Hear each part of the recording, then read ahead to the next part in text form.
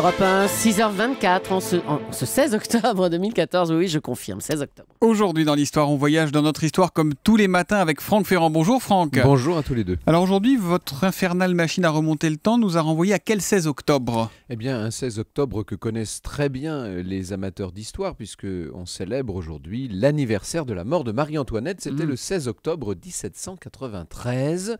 Elle allait monter à l'échafaud pour y être guillotinée.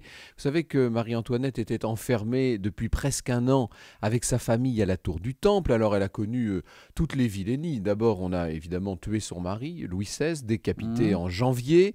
Ensuite, on l'a séparé, arraché à son fils, le nouveau roi, pour ceux qui restaient fidèles à la monarchie, Louis XVII, qui avait été placé, vous savez, entre les mains malveillantes de ce couple de cordonniers qui étaient devenus des geôliers, destinés à le rendre plus républicain qu'un bon petit républicain. Donc, ils s'appelaient les Simons, ceux-là. Et puis, le 2 août, on l'a éloigné de sa fille, Madame Royale, et de sa belle-sœur, Madame Elisabeth, puisqu'elle-même, on l'a enfermée à la conciergerie pour aller la juger. Mais rappelez-nous, Franck, de quoi l'accusait-on, Marie-Antoinette ? Marie-Antoinette, la veuve Capet, comme on l'appelait, était accusée d'abord, essentiellement, de coopération avec l'ennemi, de haute trahison. Mais il y avait tout un ensemble de chefs d'accusation. Elle s'est défendue comme elle l'a pu. Elle a été assez courageuse pendant son procès, même tout à fait digne, il faut le dire.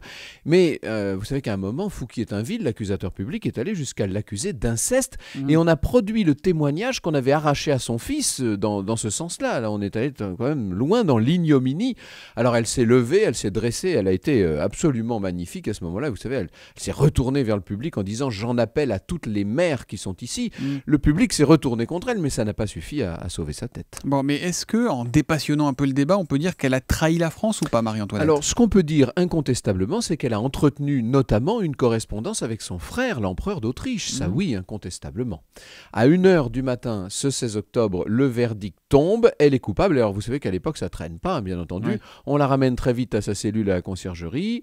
Elle écrit une dernière lettre, cette lettre poignante, déchirante, qu'elle adresse à sa belle-sœur. Vous savez que j'ai eu la chance, moi, de tenir dans mes mains. C'est un souvenir, ça. Et puis, elle est conduite en tombereau comme une criminelle jusqu'à la place de la Révolution, l'actuelle place de la Concorde, sous les huées de la foule. Et vous savez que sur l'échafaud, on dit qu'elle aurait marché sur le pied du bourreau. Samson, je vous demande pardon, monsieur, je ne l'ai pas fait exprès, dit-elle.